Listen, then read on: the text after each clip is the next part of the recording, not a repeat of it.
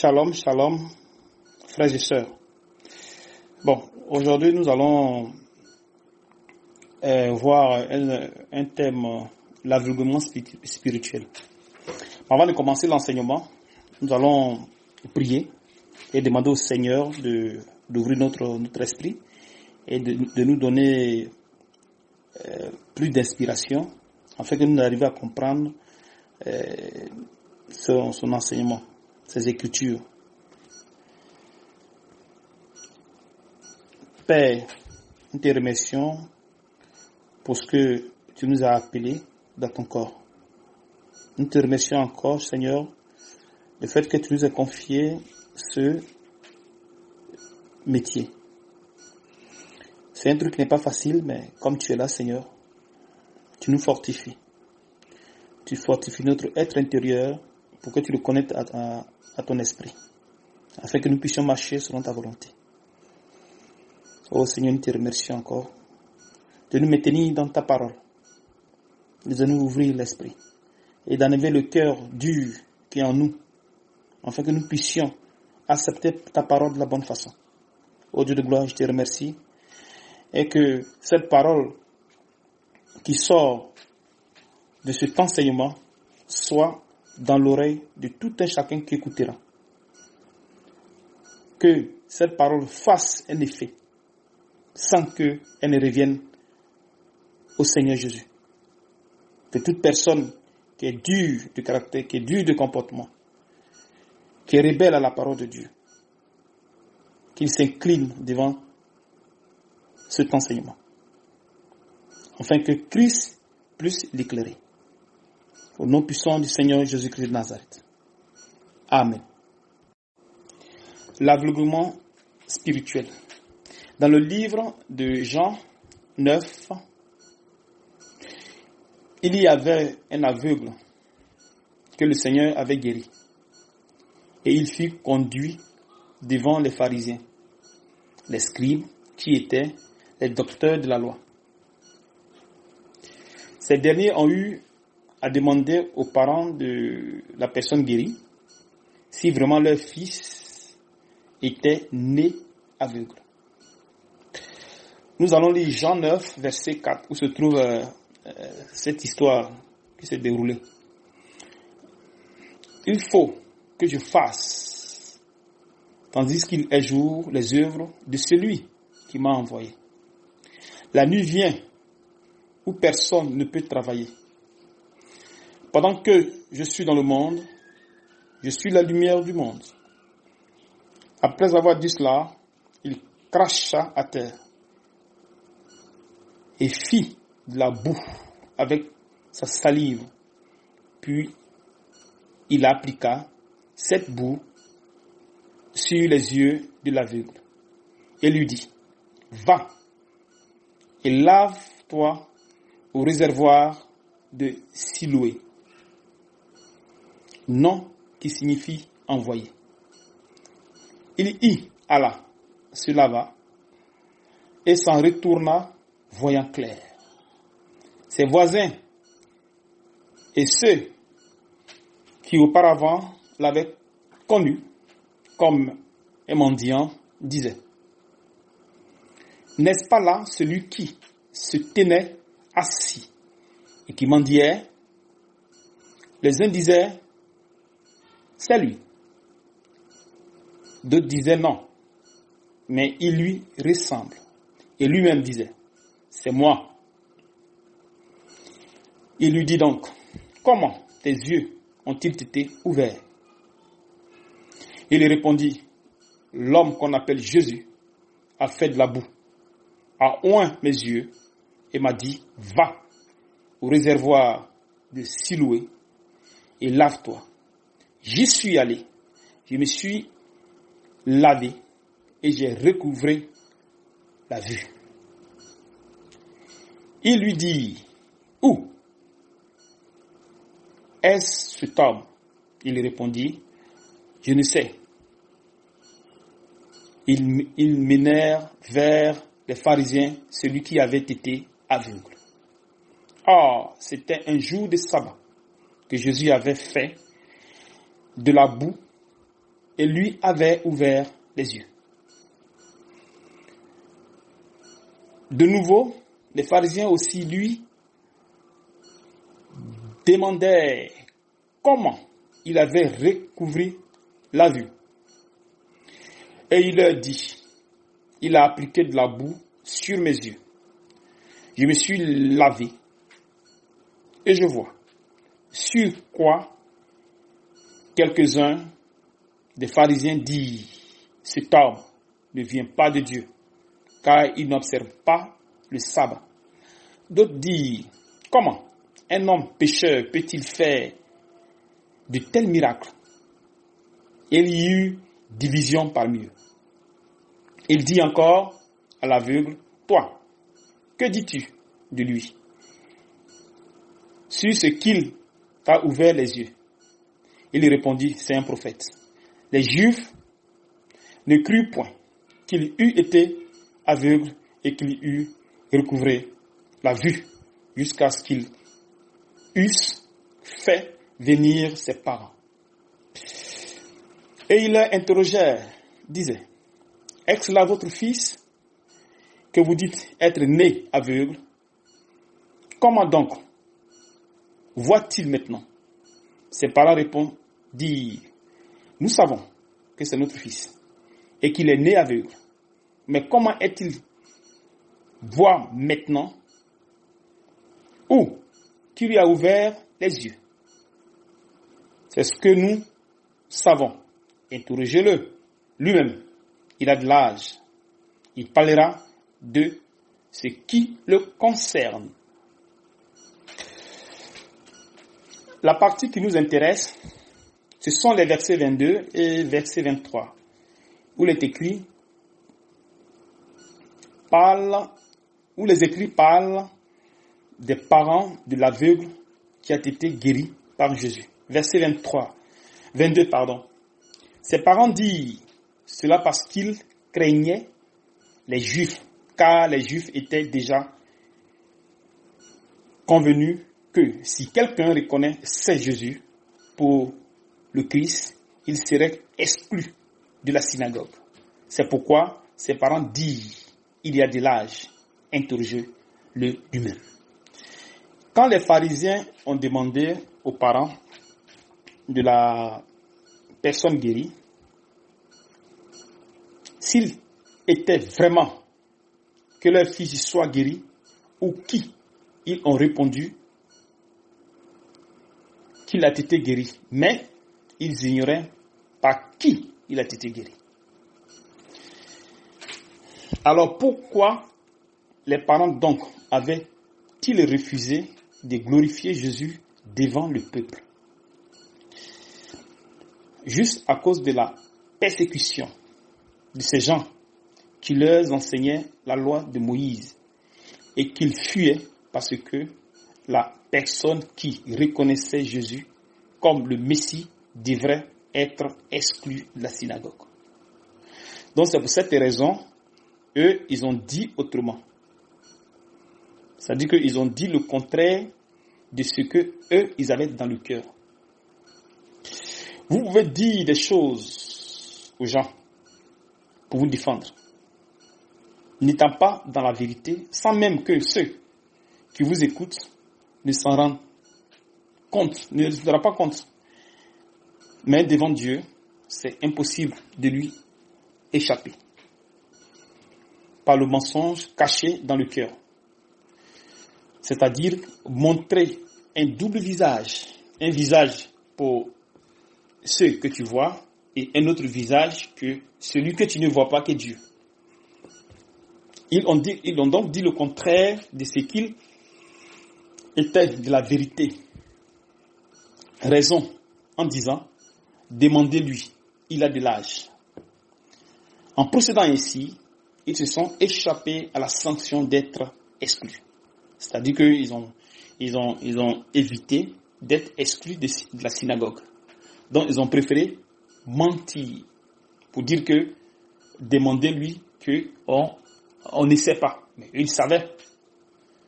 Donc, ce qui est sorti de leur cœur est différent de ce qui est sorti de leur bouche. Et ce qui est sorti de leur bouche, c'est ce qu'ils ont entendu. Et ce qui est resté dans le cœur, les gens ne savent pas. Seul Dieu qui sonde le cœur et il sait ce qui se passe. Dans le livre de Jérémie 17, verset 9, le cœur est tortueux par-dessus tout et il est méchant. Qui peut le connaître?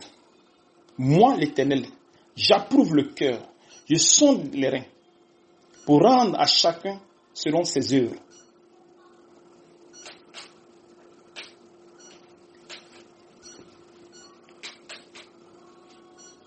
Selon ses voies, selon le fruit de ses œuvres. Donc, personne ne peut s'échapper devant le Seigneur. Il sait tout. Tu peux tout dire devant les gens, ce que tu n'es pas au fait. Mais Dieu connaît réellement ta personne.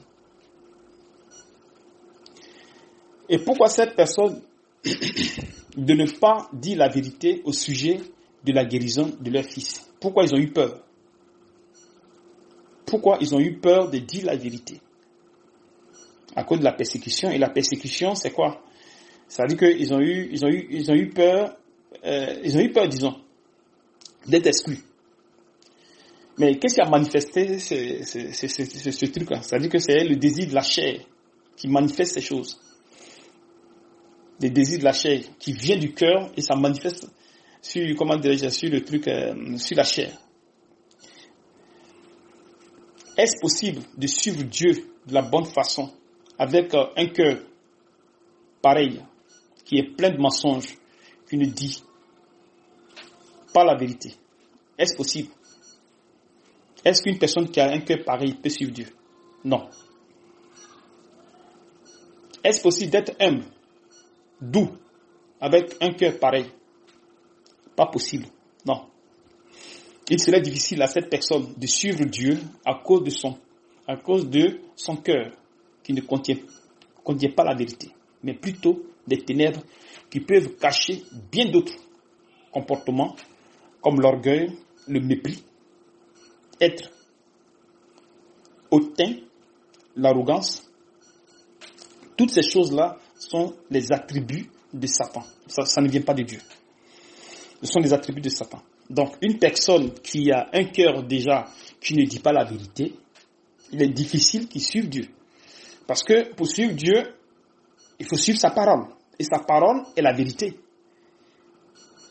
Et c'est la vérité qui est claire. Alors si à l'intérieur de toi, tu ne dis pas déjà la vérité, comment tu vas suivre Dieu? Il sera difficile de suivre Dieu. Parce que tu n'es pas une personne qui est fiable à l'intérieur de toi, c'est pourri. Donc, ce qui est dans ton cœur et ce qui sort de ta bouche, ça fait deux choses. C'est-à-dire que tu es doublé de nature, en fait. Donc, tu ne peux pas dire la vérité.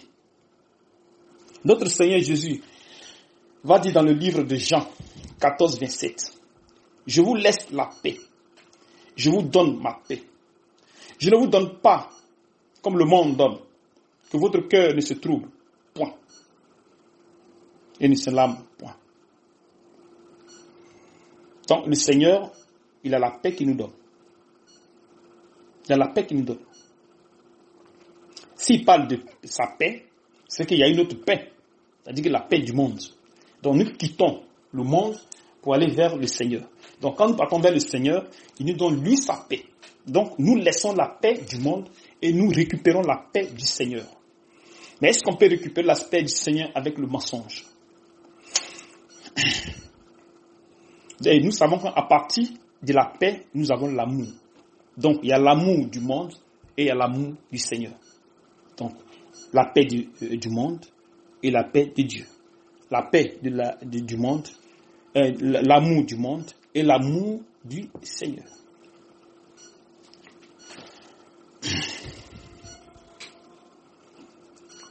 Donc, ce qui est du monde reste du monde. Ce qui est de Dieu reste de Dieu.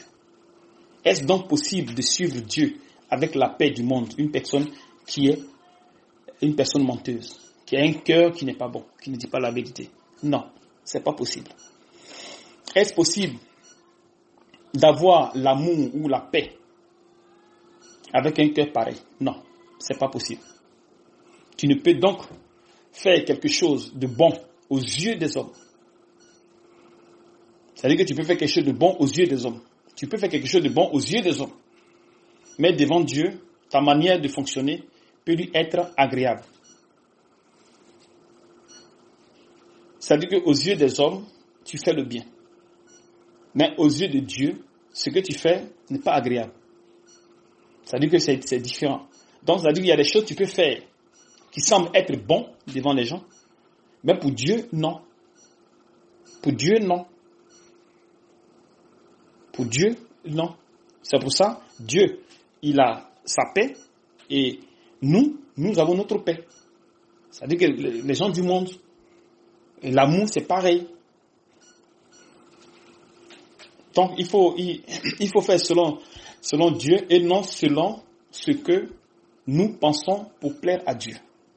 Donc, pour suivre Dieu, il ne faudrait pas que nous imaginons dans notre esprit pour pouvoir suivre Dieu.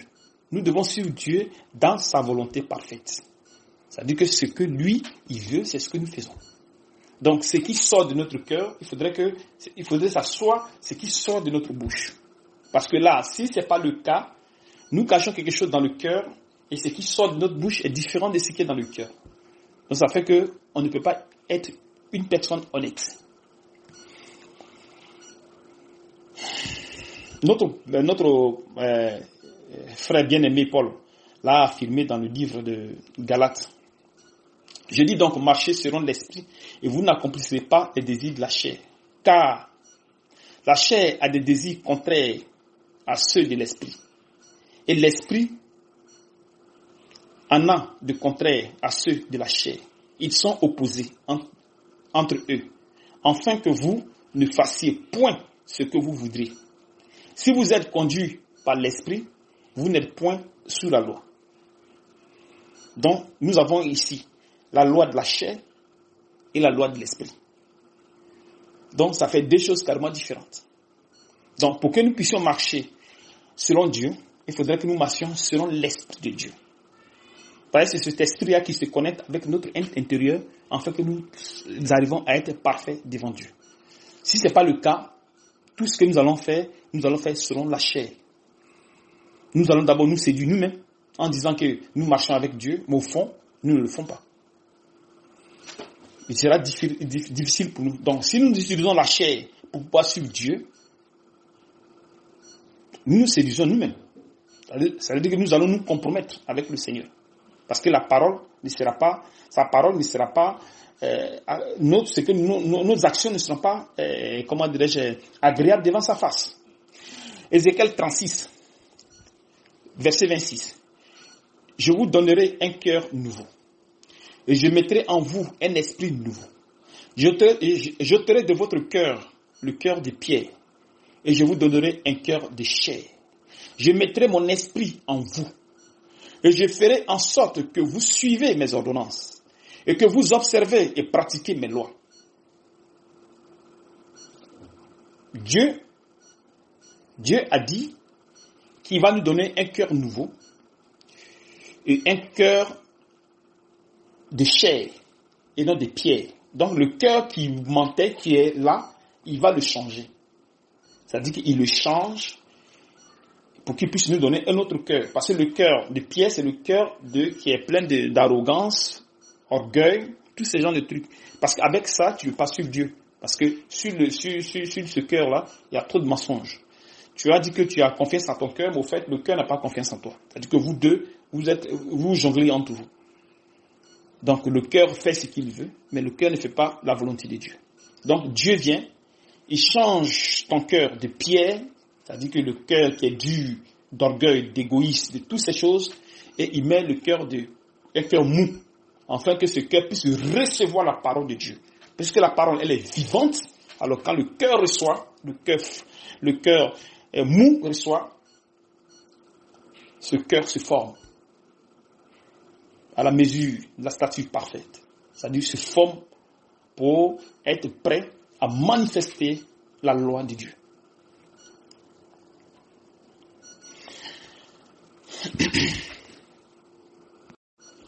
Donc, le croyant qui a décidé de suivre le Seigneur, il doit subir alors un nettoyage du cœur. C'est-à-dire que Dieu l'amène à nettoyer son cœur. C'est-à-dire tout ce qu'il a emmagasiné quand il était encore dans le monde, toutes ces choses sont dans le cœur. Donc il faut enlever. Dans l'esprit, il faut aussi enlever. Voilà pourquoi il a dit qu'il va changer l'esprit, il va changer toutes ces choses. C'est-à-dire qu'il va changer tout ce qui est là, qui nous communique, tous ces désirs charnels. Il va nous enlever cela, afin que nous puissions marcher selon sa volonté. Jérémie 31, verset 33. Mais voici l'alliance que je ferai avec la maison d'Israël. Après ces jours-là, dit l'Éternel, je mettrai mon esprit, ma loi au-dedans d'eux, j'écrirai dans leur cœur et je serai leur Dieu et ils seront mon peuple. C'est-à-dire qu'il va écrire sa loi dans notre cœur. Donc il va écrire sa loi sur le cœur de chair et non sur le cœur de pierre. Parce que si tu as le cœur de pierre, il ne pourra pas écrire sur ce cœur. Il faut forcément que le cœur soit mou. Et c'est sur ce cœur mou-là qu'il peut écrire sa loi. Donc si tu as un cœur qui est dur, un cœur qui est rebelle, impossible que Dieu écrive sa loi. Impossible. Parce que tous ceux qui viennent à lui, il doit écrire sa loi sur leur cœur. Et le cœur doit être mou et non un cœur dur. Un cœur de mensonge, un cœur de rebelle, un cœur qui revendique tout, un cœur qui rejette tout. Tout ce cœur-là et qui n'écoute pas, qui veut s'imposer, qui est orgueilleux, qui est honteux, et comment dirais-je, hautain. Ce genre de cœur-là, Dieu ne peut pas écrire sur ce cœur. Parce que ce cœur ne respecte pas les normes de Dieu. Et cette prophétie a été reprise, dans le Nouveau Testament, dans Hébreux 8, 10, et dans 2 Corinthiens 3. C'est vous qui êtes notre lettre, écrite dans nos cœurs, connue et lue de tous les hommes. Vous êtes manifestement une lettre de Christ, écrite par notre ministère, non avec de l'encre, mais avec l'esprit de Dieu vivant. Non sur des tables de pierre, mais sur des tables de chair, sur le cœur. Et cette pratique-là que le Seigneur fait pour nettoyer le cœur, on appelle aussi ça la circoncision. On va lire ça dans Colossiens 2, verset 11. Et c'est en lui que vous avez été circoncis, d'une circoncision que la main n'a pas faite, mais de la circoncision de Christ qui consiste dans le dépouillement du corps, de la chair. Si tu as donc la paix du monde, ton cœur n'est pas circoncis. Tu marcheras comme la chair, croyant suivre Dieu sans savoir que tu es aveugle. C'est-à-dire que tu peux suivre Dieu sans que tu ne saches que tu es aveugle. Mais pour toi, tu suis Dieu, mais au fond, tu ne suis pas Dieu.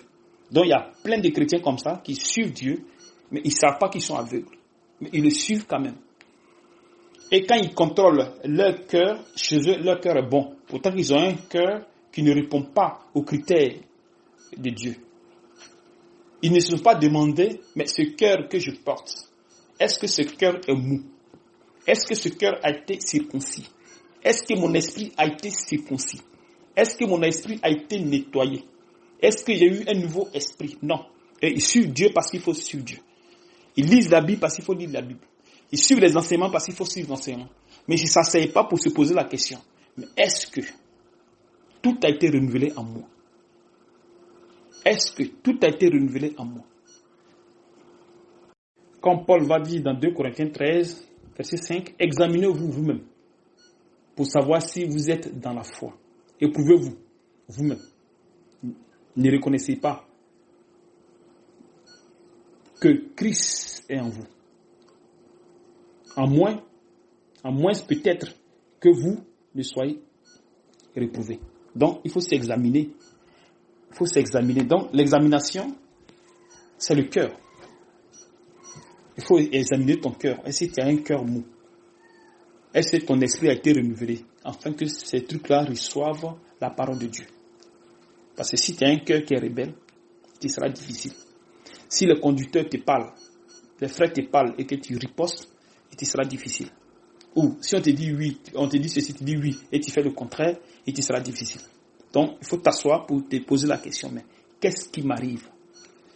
Parce qu'avec Dieu, il faut être correct. Si tu as tu es double personne, c'est difficile, il sera difficile.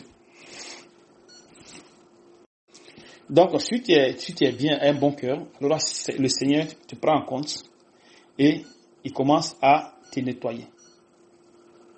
Il commence à te nettoyer. Donc, quand le Seigneur a ouvert les yeux à ce monsieur-là, il pouvait maintenant voir. C'est de même avec une personne qui n'a pas le cœur changé, l'esprit renouvelé. Il ne peut comprendre les choses de Dieu de la bonne façon parce qu'il est aveugle. Chez lui, il n'est pas aveugle. Au fond, il est aveugle. Et il y a beaucoup de chrétiens, des croyants qui sont comme ça et qui suivent Dieu parce qu'il faut suivre Dieu. Mais ils ne se sont jamais posé la question de savoir si effectivement ils sont dans la volonté de Dieu. 2 Corinthiens 3, verset 11. En effet, si ce qui était passager a été glorieux, ce qui est permanent est bien plus glorieux.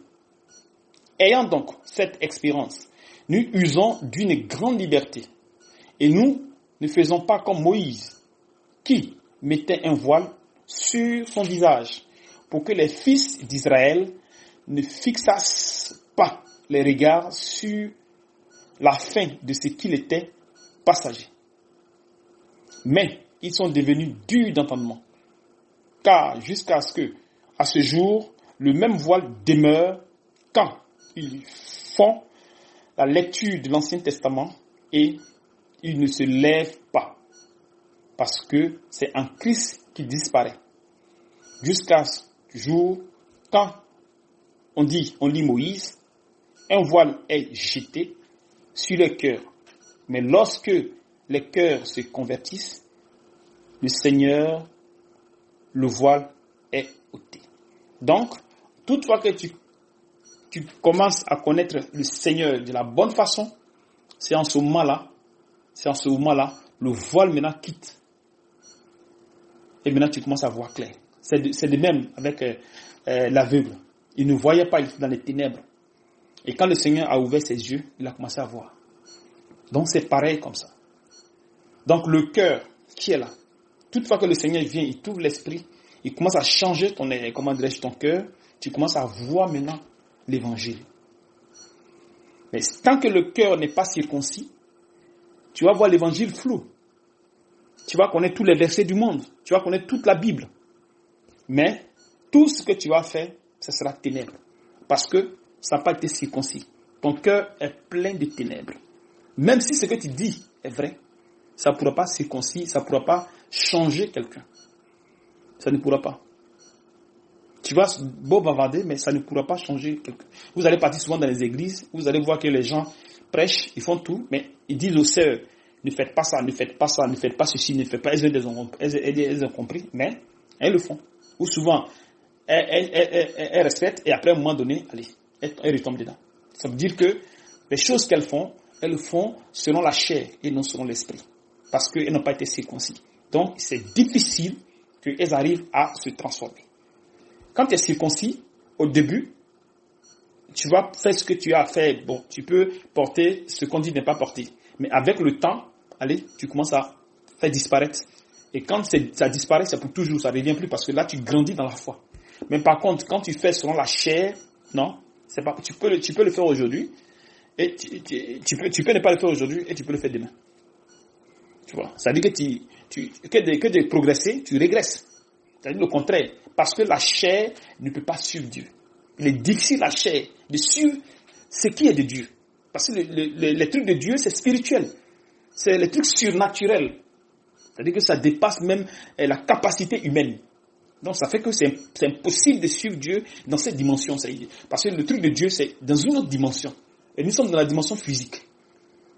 Mais dans la dimension spirituelle, c'est difficile. Donc il faudrait que Dieu lui-même vienne pour qu'il puisse te circoncire le cœur, pour que tu puisses maintenant le suivre. Parce que là, il met dans ton cœur sa loi, afin que tu puisses le suivre. Là, comme ça, ton cœur qui est là, il est bon, ton esprit est bon, et maintenant, tu commences à le suivre, tu commences à être formé maintenant.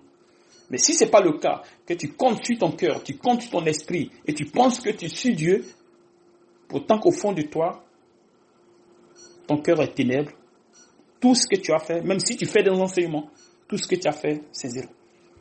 Il faut que tu marches selon la volonté de Dieu. Tu marches selon la volonté de Dieu. Si tu ne marches pas selon la volonté de Dieu, tout ce que tu as fait, c'est zéro. Parce que ça ne peut pas transformer quelqu'un. Tu travailles cadeau pour le Christ. Si donc tu fonctionnes selon la chair, tu auras une transformation charnelle. Et cette transformation est un cancer pour Dieu. C'est un cancer devant Dieu. C'est-à-dire que Dieu, c'est pas agréable devant le Seigneur. Donc, il ne peut pas te soutenir dans ces trucs. Et tu n'auras pas une couverture spirituelle. C'est-à-dire que tu seras livré à toute attaque. À toute attaque, tu seras livré. Il faut donc que tu sois soumis au Seigneur, humble de cœur, la volonté de suivre Dieu. Et la parole de Dieu s'imposera à toi, à la chair. La parole de Dieu va s'imposer à la chair. Tu vois, non? Afin que vous ayez la miséricorde.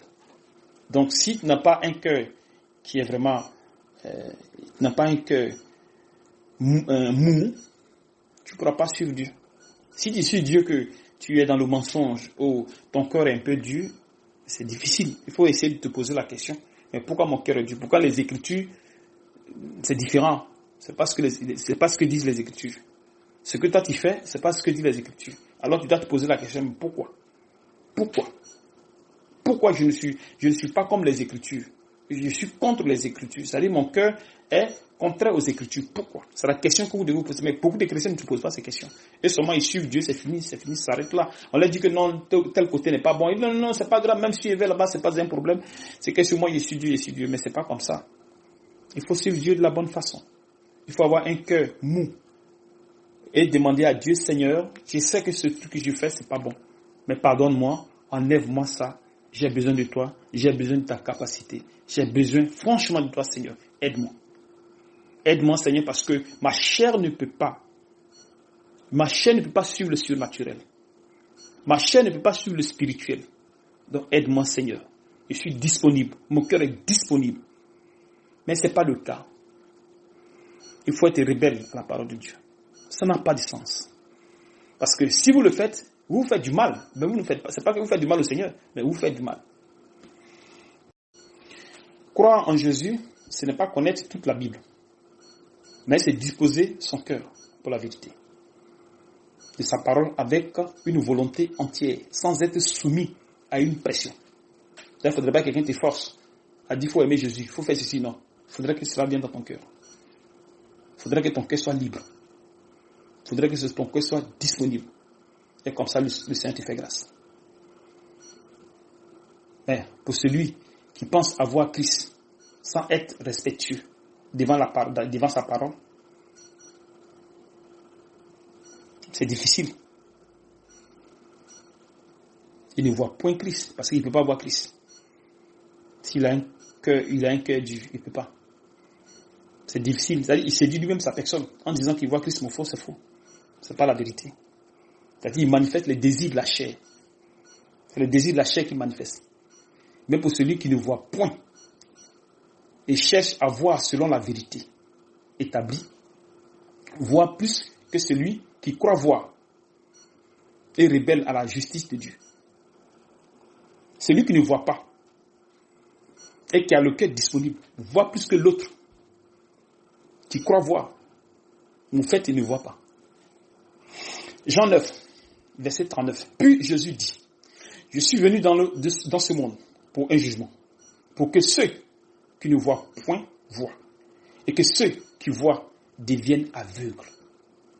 Quelques pharisiens qui étaient avec lui, ayant entendu ces paroles, lui disent, nous aussi, sommes-nous aveugles? Jésus leur répondit, si vous étiez aveugles, vous n'auriez pas de péché. Mais maintenant, vous dites, nous voyons, c'est pour cela que votre péché subsiste. Donc, tu crois voir, parce que tu connais la Bible, parce que tu enseignes, parce que tu évangélises, et chez toi, tu es en Christ. Chez toi, tu vois, mais au fait, tu ne vois pas. Chez toi, parce que tu ne vois pas. Parce que le cœur qui est en toi n'est pas bon. Parce que le cœur qui est en toi n'a pas été circoncis par le Seigneur. Parce que tu n'es pas entré de la bonne façon dans le corps de Christ. Donc, il est difficile pour toi d'être accepté. Il est difficile pour toi que ton évangile que tu prêches arrive à circoncire les gens. Arrive à aider les gens à être transformés. Parce que tout ce que tu fais, ça vient des ténèbres, c'est-à-dire ça vient du cœur. Le cœur n'est pas circoncis. Pourtant que l'écriture, elle est vie et esprit. Elle est pure. La parole. Donc si cette parole, elle vient dans un coin des ténèbres, elle ne peut pas donner de vie. Elle ne peut pas transformer. Elle ne peut pas transformer les hommes. Elle ne peut pas transformer les personnes que tu prêches. Les personnes seront transformées selon la chair et non selon l'Esprit de Dieu. C'est pourquoi on vous demande de vous examiner vous-même pour voir si vous êtes dans la foi. Si vous êtes vraiment dans la foi. De vous examiner vous-même. Vous asseyez, vous vous demandez, est-ce que je suis dans le corps de Christ? Est-ce que je suis avec le Seigneur? Si ce n'est pas le cas, vous vous asseyez, vous agenouillez, vous demandez au Seigneur.